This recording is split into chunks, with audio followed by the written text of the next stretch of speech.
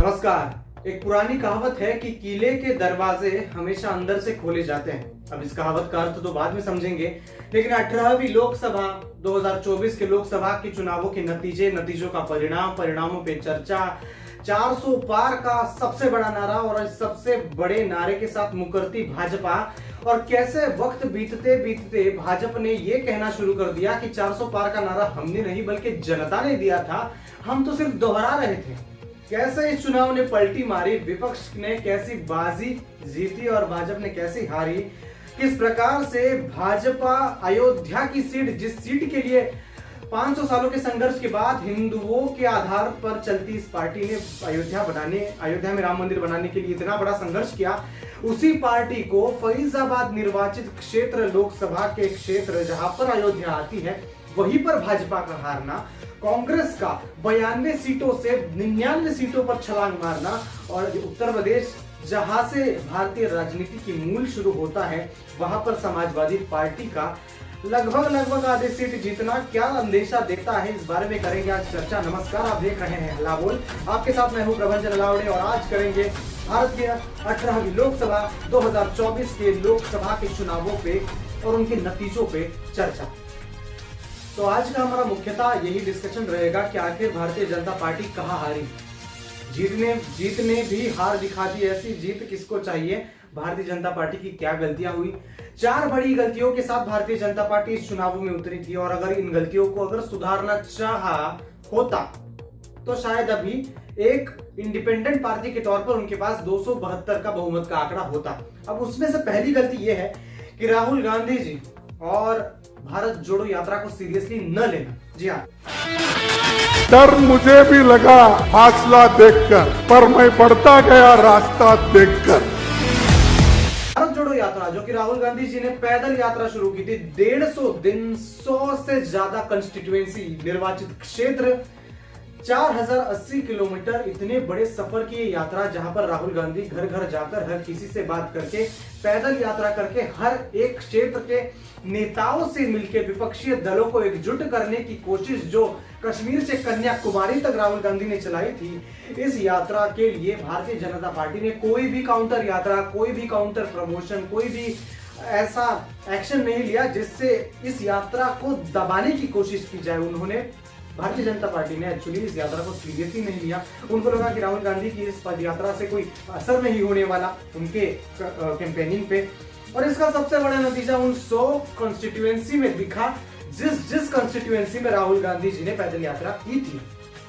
लगभग उस 100 कॉन्स्टिट्यूएंसी में से, मतलब 100 सीटों में से लगभग कांग्रेस 28 से 32 सीटों पर आघाड़ी के साथ उन्होंने कहीं पर अपनी सरकार बना भी ली है। और इतिहास गवाह है कि जब कोई पार्टी किसी क्षेत्र में या फिर देश में पद यात्रा करती है, उस पार्टी को तब देश की जनता ने सपोर्ट किया है, क्योंकि जब आप जनता के बीच में जाते हो तो एक अलग इमोशनल और एक कॉन्फिडेंशियल कनेक्ट बन जाता है। इतिहास गवाह इसलिए भी है क्योंकि 1994, 1990, 91 और 1997 में रथ यात्रा हो, एकता यात्रा जो बीजेपी की थी, और अहमदाबाद में जो नरेंद्र मोदी जी ने अपने पूर्व प्रधानमंत्री अटल बिहारी वाजपेयी जी से यात्रा करवाई थी, जिसके बाद नरेंद्र मोदी जी और भारतीय जनता पार्टी कभी भी अहमदाबाद नहीं हारी, गुजरात नहीं हारी। ये यात्रा इस बात का बहुत बड़ा गवाह देती है कि कभी भी यात्राओं को हमने, माफ करना, पार्टियों ने सीरियसली हमेशा लेना चाहिए, कभी भी हल्के में नहीं लेना चाहिए। और वो नतीजा साफ दिख रहा है कि राहुल गांधी जी को हल्के में लेना, कांग्रेस को हल्के में लेना, एक ऐसी पार्टी जिसने 70 साल देश पे राज किया, उसके पास कुछ तो क्वालिटी होगी इसलिए राज किया था, ऐसी पार्टी को हल्के में लेना भारतीय जनता पार्टी को बहुत नुकसान कर चुका है। और राहुल गांधी जी की छवि को बिगाड़ना कुछ काम नहीं आया। ये सबसे बड़ी पहली मिस्टेक थी भारतीय जनता पार्टी की इन चुनाव में। दूसरी भारतीय जनता पार्टी की सबसे बड़ी गलती ये थी कि अति आत्मविश्वासित प्रधानमंत्री नरेंद्र मोदी जी का ब्रांडेड चेहरा, मैं Narendra Damodar Das Modi, over confidence on PM stage. Bharatiya Janata party ने 2024 के पूरे चुनाव सिर्फ प्रधानमंत्री मोदी जी के चेहरे पर लड़ना चाहा है, और इस बात की सबसे बड़ी अगर आपको डिटेल्स दे तो भारतीय जनता पार्टी ने 23.5 सिटिंग एमपीज को वापस टिकट नहीं दिया है। यानी कि जो मेंबर ऑफ पार्लियामेंट, लोकसभा के सदस्य, संसद जो अभी पावर में थे, उन्हें हटा के दूसरे लोगों को टिकट दिया है 23.5 एरियाज में। ये सीधे तौर पर नुकसान करने वाली भारतीय जनता पार्टी ने काम किया था कि इन पावर एमपीज को हटाकर दूसरे चेहरे लाए। दूसरी बड़ी बात इसी चीज के अंदर कि उन्होंने कैंडिडेट सही से चुनना नहीं चाहा। अगर किसी क्षेत्र में कोई कॉम्प्रोमाइज करके दूसरा कैंडिडेट वो दे सकते हैं तो उन्होंने दूसरा कैंडिडेट लाना चाहा, ये कॉन्फिडेंस रखते हुए कि क्या जनता तो भारतीय जनता नरेंद्र मोदी जी के चेहरे पर वोट दे रही है, हमने कोई भी अगर कैंडिडेट डाल दिया तो भी हम तो जीतने वाले हैं, प्रधानमंत्री जी का चेहरा है। तो प्रधानमंत्री मोदी जी के चेहरे पर का जो ओवर कॉन्फिडेंस भाजपा ने दिखाया है वो सीधे तौर पे सेकंड नहीं, ये तो फर्स्ट नंबर की सबसे बड़ी मिस्टेक थी। ये जो ब्रांड बना रखा था पीएम मोदी के फेस को, उन्होंने हर एक क्षेत्र की क्वालिटी, क्वांटिटी और विकास को न देखते हुए कोई भी कैंडिडेट को टिकट देके पीएम के फेस पे ओवर कॉन्फिडेंस दिखाया। इसका सीधा नुकसान उन्हें हुआ है। दूसरी बात, ये कहा जाता है कि अगर देश जीतना है तो यूपी जीतो। उत्तर प्रदेश अगर आप जीत गए तो आप देश जीत जाते हैं। वो दिख रहा है कि कैसे प्रॉब्लम हो चुका है। अब इसके पीछे का जो प्रॉब्लम था ये है, मुख्यमंत्री योगी आदित्यनाथ जी ने आलाकमान बीजेपी के टीम को ये संदेश दिया था कि 33 ऐसे कैंडिडेट्स हैं जिनको 33 अलग अलग सीट्स पर आप टिकट दीजिए, वो असरदार रहेंगे, वो पार्टी के लिए बहुत फायदा लाएंगे।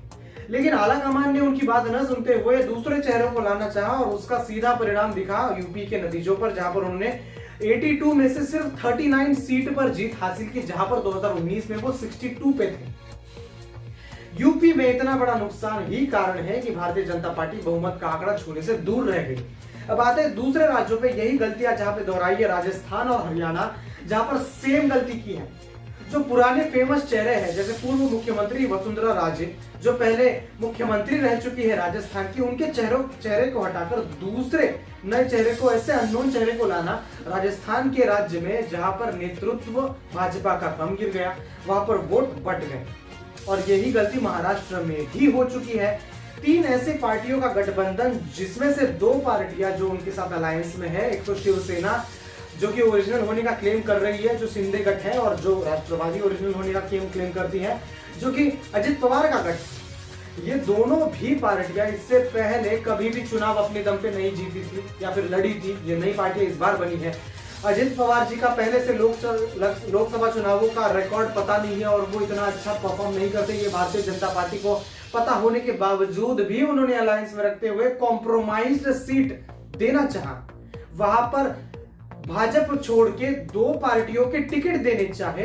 ये कॉम्प्रोमाइज सीट बंटवारा कंट्रीब्यूशन जो है, इसकी वजह से भारतीय जनता पार्टी को बहुत बड़ी हार का सामना महाराष्ट्र में करना पड़ा, जहां पर उन्हें 1/3 सीट मिलने से भी महाराष्ट्र की जनता ने मुकर दिया।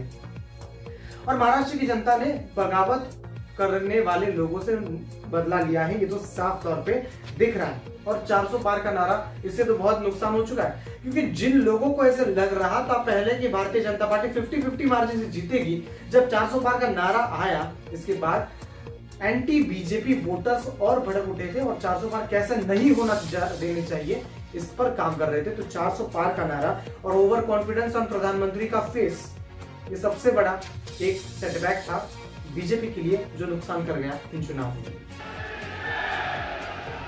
अब आते हैं तीसरी बात पर। यह पूरा चुनाव भारत ने जातीय आधार पर लड़ा है। हर पार्टी जातिगत राजनीति करके अलग अलग जातियों के लोगों को अट्रैक्ट करने की कोशिश कर रही थी। अब जब यूपी की बात करते हैं तो जो बहुजन समाज पार्टी जो दलितों पे चलती है और दूसरी पार्टी समाजवादी पार्टी जो कि यादव वोट पे चलती है, ये 2 बड़ी पार्टियां हैं बीजेपी के बाद जो यूपी में काम करती है। अब बीजेपी ने पूरा जो चुनाव है वो राम मंदिर और अयोध्या के इर्द गिर्द घुमाया। उनको लगा कि हिंदुओं का वोट मिल जाएगा और बहुमत हम हासिल कर लेंगे।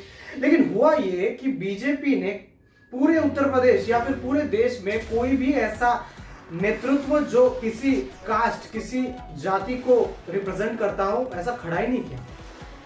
भारतीय जनता पार्टी ने कोई भी कास्ट बेस्ड पॉलिटिक्स नहीं खेली इस बार। मैक्सिमम तौर पे अगर देखें तो बीजेपी ने हमेशा राम मंदिर और हिंदुओं की बात की है और कोई भी special particular caste based candidate खड़ा नहीं किया। इसका टोटल फायदा उन 7% पॉपुलेशन जो कि यादवों की है यूपी में, यूपी में 7% पॉपुलेशन यादवों की है, जो 15 सीट्स पर इफेक्ट करते हैं। 15 ऐसे लोकसभा की सीट है जहां पर यादव वोट बहुत इंफ्लुएंस करते हैं। वहां पर यादव वोट का फायदा उठाते हुए समाजवादी पार्टी ने सीधे तौर पे 15 सीट जीतने का कामयाब हासिल किया है। और यही प्रॉब्लमेटिक रहा कि कास्ट बेस्ड आधार पर राजनीति भारतीय जनता पार्टी ने इसी चुनावों में कम की है। वो एक सिरे से हम अच्छा भी कह सकते हैं, लेकिन उसका नुकसान उनको राजनीति में सीधे तौर पे दिख रहा है। दूसरी ओर से क्योंकि विपक्ष यूपी में स्ट्रांग हो चुका था भारत जोड़ो यात्रा के कारण, जो कांग्रेस और समाजवादी पार्टी का मिलजुल कर एक बहुत डेडली ऐसा कनेक्शन और डेडली सपोर्ट ऑपोजिशन का मिल चुका था। संविधान खतरे में है ये नारा, लोकतंत्र खत्म करने की कोशिश ये वाला नारा, और रिजर्वेशन कैंसिल कर रही है बीजेपी। इन तीन नारों ने आखिरी वक्त पे हार्ट रेट यानी कि विरोधाभास फैलाने में कामयाबी हासिल की ऑपोजिशन की सरकार और ऑपोजिशन के लोगों ने, और इसकी वजह से भारतीय जनता पार्टी को आखिरी वक्त पर टर्नआउट का सामना करना पड़ा। इन तीन विपक्षीय नारों की वजह से बहुत नुकसान बीजेपी को झेलना पड़ रहा है। और अग्निवीर स्कीम के ऊपर भी जो बिहार में राजनीति छिड़ी थी, ये भी बहुत बड़ा प्रॉब्लम बीजेपी को दे गया। और तेलंगाना में जो कांग्रेस ने एक स्ट्रेटेजी यूज की थी कि जातीय जनगणना करेंगे, जातिगत जनगणना के आधार पर रिजर्वेशन देंगे, वो तेलंगाना में सक्सेस हुआ। तो उन्होंने इस लोकसभा चुनावों में यूपी में भी उतराया था। इसकी वजह से जातिगत जनगणना की सपोर्ट में जितनी जनता है, उन्होंने सीधे तौर पे बीजेपी के विरोध में वोट करके बीजेपी को हराने की कोशिश की, जो कि यूपी में बहुत तौर पे कामयाब होती दिखी है, हो गई है। और इसकी वजह से भारतीय जनता पार्टी को अकेले के दम पे 272 का आंकड़ा पाने में बहुत मुश्किलें का सामना करना पड़ा। और अब चर्चा करते हैं कि किस प्रकार से सरकार बनेगी बीजेपी की, या फिर गिर भी सकती है कई सिचुएशंस में। एनडीए यानी कि बीजेपी और अलायंस के पास अभी फिलहाल 292 सीटें हैं। इंडिया अलायंस जो कि ऑपोजिशन है, उनके पास 234 सीटें हैं, और अन्य जो इंडिपेंडेंटली लड़के आए हैं उनके पास 17। अगर भारतीय जनता पार्टी को सरकार बनानी है तो उनको 292 जो इंडिया अलायंस का है वो काफी है। भारतीय जनता पार्टी 240 इंडिपेंडेंटली जीती है। अलायंस जीता है उनका 32 सीट्स, माफ करना 52 सीट्स, जो 292 बनाता है, वो बहुत काफी है सरकार बनाने के लिए। लेकिन भूल रहे हो बिहार के उन सरकार पलटाने में बहुत कामयाबी हासिल करते हैं नीतीश कुमार जी। तो इस बार हम देखें कि कुछ इधर उधर कुछ जीत गया है, अगली बार सब हारेगा। जिनके पास अभी फिलहाल 12 सीट, और आंध्र प्रदेश से टीडीपी के नेता चंद्रबाबू नायडू जिनके पास 18 सीट, दोनों को मिलाकर 30 सीट आते हैं। जो अलायंस की पार्टियां हैं, यानी कि बीजेपी अपने दम पर चुनाव नहीं जीत रही, उनको अलायंस की जरूरत लग रही है। किसी भी अलायंस को अगर दुखी कर दिया, अगर वो रूठ गए, छूट गए, तो समझो सरकार गिर गई, समझो इंडिया अलायंस को फायदा हो गया। ऐसे सिचुएशन में अभी कांग्रेस माफ करना बीजेपी है। तृणमूल कांग्रेस जो 30 सीटों के साथ बंगाल से देख रही है दिल्ली के हालात क्या चल रहे हैं। जेडीयू जो कि नीतीश बाबू का दल है जो 12 सीटों के साथ है, और टीडीए जो 18 सीटों के साथ। तो बहरहाल कुछ भी हो सकता है। अलायंस को दुखाकर नहीं चलने वाला भारतीय जनता पार्टी को, उनको सुनना ही पड़ेगा अलायंस का जो कहती है। अब नीतीश कुमार जी ने 4 पदों की मांग तो कर दी है कि उनको 4 बड़े पद चाहिए। इसके साथ बिहार के लिए स्पेशल स्टेटस मांग रहे हैं नीतीश कुमार। तो ये तो बात बहुत साफ है कि इस चुनावों में कुछ भी एक्सपेक्टेड सा नहीं हुआ है। भारत ने एक ऐसा चुनाव देखा है जो 1999 के बाद पहली बार 1999 के बाद एक टर्नआउट हो चुका है।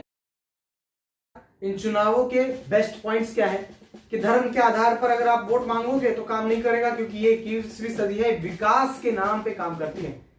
अयोध्या की हार, इससे बड़ी न्यूज इस पूरे लोकसभा चुनाव में कुछ नहीं हो सकती, जिसके लिए भारतीय जनता पार्टी ने इतनी मुश्किलों का सामना किया, जिसके लिए हिंदुओं का इतना प्रोत्साहन प्राप्त करने की कोशिश की, जिनके लिए काम किया, उसी अयोध्या ने भारतीय जनता पार्टी के उम्मीदवारों को हरा दिया उस निर्वाचन क्षेत्र फैजाबाद में। अयोध्या में भारतीय जनता पार्टी की हार, इससे भारतीय जनता पार्टी बहुत दुखी होगी और इस पर वो जरूर काम करना चाहेगी। लेकिन भारतीय जनता पार्टी को यह समझना चाहिए कि आप धर्म के आधार पर जब जब वोट मांगना चाहोगे, अब का युग विकास का है। आप अगर विकास के नाम पे वोट मांगते, विकास के आधार पर काम करते और लोकसभा चुनाव विकास के दम पे जीतना चाहते, तो आप जरूर अपने दम पे 272 का आंकड़ा जरूर पार करते। अगली सबसे बड़ी पॉइंट यह है कि यूपी ने 32 सीटों पर सिमटा दिया कैलकुलेटर बीजेपी का। बहुत बड़ा नुकसान हो चुका है यूपी में, जो कि इससे पहले 10 सालों में कभी नहीं हुआ था। महाराष्ट्र ने बगावत करने वालों से दुश्मनी मोल ली है और बगावत करने वालों को वोट नहीं देगा महाराष्ट्र। ये सीधे तौर पर दिख रहा है, आने वाले विधानसभा चुनावों में भी महाराष्ट्र में दिखने वाला है और अति आत्मविश्वास हावी हो चुका है इन चुनावों में। सबसे बड़ा पॉइंट यह भी है कि बीजेपी की यशस्वी जीत है, लेकिन जीत में भी हार जो दिख जाए, ये ऐसी जीत किसी को नहीं चाहिए। और प्रधानमंत्री मोदी के बारे में अगर कहें तो पहले ऐसे प्रधानमंत्री जवाहरलाल नेहरू जी की बात, जिन्होंने लगातार तीसरी टर्म में अपनी सरकार बनाई, लगातार तीसरी बार प्रधानमंत्री बनने जा रहे हैं। विश्व में प्रधानमंत्री मोदी जी की एक बहुत बड़ी छवि है, उनको बहुत बड़े नेता के तौर पे देखा जाता है और हमें हमेशा ये जानना चाहिए कि प्रधानमंत्री नरेंद्र मोदी कोई एक व्यक्ति विशेष नहीं, वो एक कुर्सी है जिस पर वो बैठते हैं और हमें उस कुर्सी का सम्मान करना आना चाहिए। प्रधानमंत्री इस पद का सम्मान करना हमारा कर्तव्य और जिम्मेदारी हमें समझनी चाहिए। और सबसे बड़ी बात, निर्वाचन आयोग निष्पक्ष चुनाव के लिए जाना चाहेगा। इसके बाद ईवीएम पर कोई सवाल खड़े करना नहीं चाहेगा, क्योंकि 50-50 मार्जिन से जब जीतते हैं तब कौन ईवीएम पे सवाल खड़ा करे भरा। अगर मुझे तो लगता है बीजेपी सवाल खड़ा करनी चाहिए ईवीएम पे, क्योंकि इतनी बड़ी हार का सामना वो कर रही है। इन लोकसभा चुनाव में वो तो होता नहीं दिखा जो एक्सपेक्टेड था, लेकिन वो होता जरूर दिखा है जो कि जनता जनादेश को चाहिए था और जनता जनादेश जिसकी मांग कर रही थी कि बीजेपी को विकास के आधार पर अगर वो काम कर रहे तो जनता भारत की उन्हें वोट देगी। लोकसभा चुनावों की इस खास पेशकश में इतना ही हल्ला बोल की 18वीं लोकसभा और इस चुनावों के नतीजों के परिणाम पर जो चर्चा हुई, आई होप कि मैंने कुछ गलत बातें नहीं की है और अगर कुछ की भी है तो वो माफ कर देना। यह पूरा जो मैं बोला हूं ये रिपोर्ट्स के आधार पर है। इनमें एनडीटीवी, इंडिया टुडे और इंडिया टीवी के रिपोर्ट्स हैं। इसमें मेरा पर्सनली कोई भी मत नहीं है। इसी के साथ आज के लिए फिलहाल इतना ही। देश और दुनिया की तमाम बड़ी खबरों के लिए आप देखते रहिए हल्ला बोल।